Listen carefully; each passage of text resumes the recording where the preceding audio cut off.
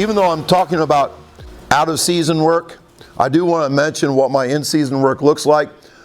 I really love the fact, I love to categorize things into 3 types of workouts. We have a sprint workout, an X Factor workout, a lactate workout. Our sprint workout is speed drills followed by 3 fast runs. They may be 40-yard dashes. They may be a 15-yard block start into a 10-yard fly. Why do we go yards? Hurdle marks are at the yards. It may be a 35-meter fly on a curve. It may be a 20-meter fly with a 10-meter run in, just like a relay. And we measure all kinds of things in practice, and my guys always give a great effort because I record, rank, and publish. Always. Record, rank, and publish. Sprinters are not the funnest people to coach. Cats. If you want fun kids to coach, coach distance kids. They're dogs. In a good sense. Faithful. You tell them run a lap and they'll come back panting and say, another one? Another one? Sprinters, you tell them run a lap and they'll look at you with a side eye. You're like, so they're not very fun to coach in that way, but sprinters are so damn competitive. And then that same distance kid that's like a pleaser, you have to pull him over and say, hey, what you just did was supposed to be a race, and you just ran. So it's a give and take. It's a give and take, and I think they're really different people. Lactate is anything, not high volume. Lactate is something like a 150, 3-minute rest, a 150, super fast. 3-minute rest, 150. Where you feel nauseous and I call it zombie eyes. You can look in their eyes and see if they have high lactate levels. And it's really not the lactate that causes it. It's the acidity. They are suffering from acidosis, and that's why they puke sometimes. But these are the 3 types of workouts. This is the most dangerous and actually hurts speed, but allows you to run fast, long. If you do these right, biochemically, you are changed after 1 lactate workout. After 2 lactate workouts, you're further changed. You become biochemically tough through, not mentally tough, but biochemically tough with the proper lactate workouts. And I have articles that talk about my favorite workouts, the 23-second drill and the 4x4 predictors. X factor is stuff when we don't want to sprint, and we don't want to sprint more than 3 times a week. This is stuff where we do alternative stuff. This is stuff where you try that Dan Fichter stuff, or you do the booms, you do the Bosch things. We do cat jumps. We jump off of bleachers and stick the landing with stiffness. Stiffness is really important. So that's X factor. So sometimes when I go to practice, I don't know what we're going to do in practice. I just know it's X factor. And then we decide. Or I go to practice, I don't know what we're going to do, but I know it's a sprint practice. So okay, that's speed drills, and we're going to do 20-meter competition flies. 2 guys run, free lap, all that stuff. So this helps me to categorize. I know I'm not going to sprint more than 3 times a week in season. I know I'm not going to go ever more than 2 lactate workouts in a week, and meets or lactate workouts. I always have the coach, that says, hey, we have meets on Monday, Wednesday, and Saturday. When do we do a lactate workout? Like, never, ever, ever. And are your kids all hurt? I mean, meets are absolutely brutal. Our meets are our hardest workouts for sprinters. I think football games should be the hardest workout for a football player. I do not think that in practice you need to work so hard that you make games feel easy.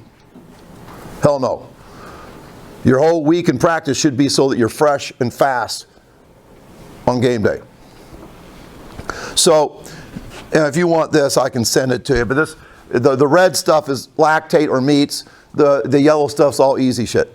And the green stuff are taking naps. This is what our 19-week season looks like. We take a lot of days off. So finally I get to the off season. Here's my off-season 5-day plan for track.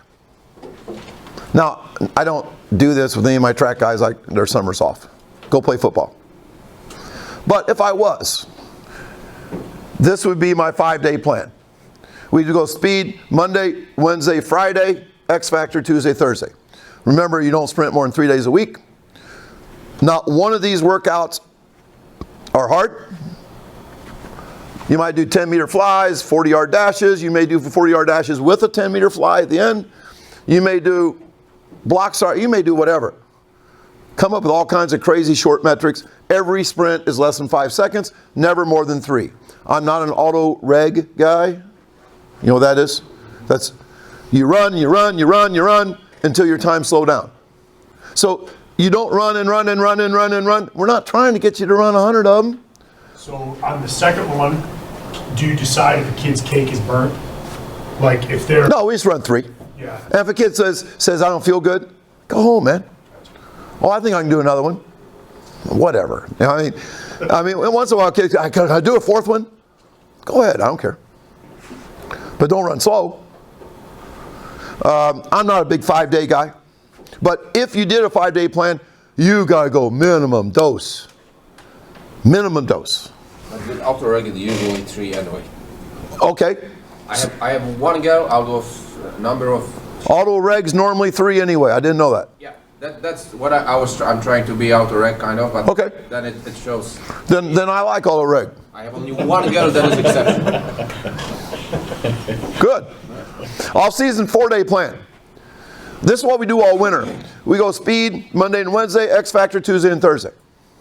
We don't do anything hard in X Factor. Remember, we're like jumping off of bleachers, sticking landings. Stepping off of bleachers, going over a hurdle. It's a depth jump. Yep.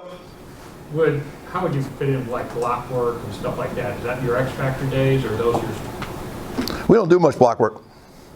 We don't do any off season. But in season, that's another topic, but in season, we time things out of blocks. And so we literally have people working on blocks while other people are actually being timed out of them.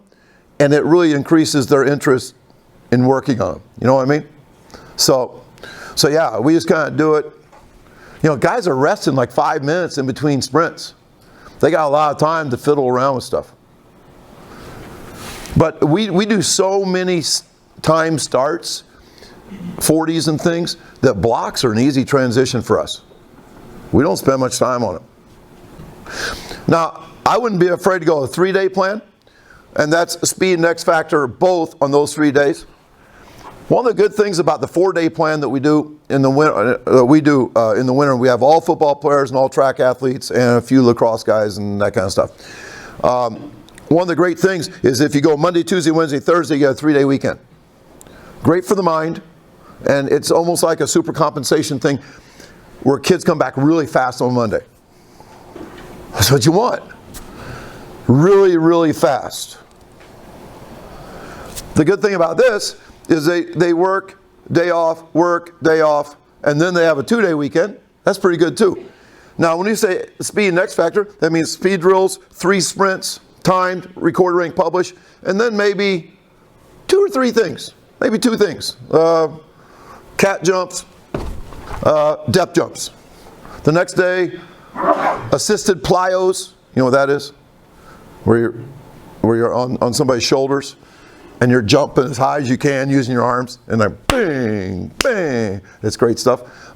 It might be a little bit of weight work, med balls, whatever, where you're doing a couple extra things.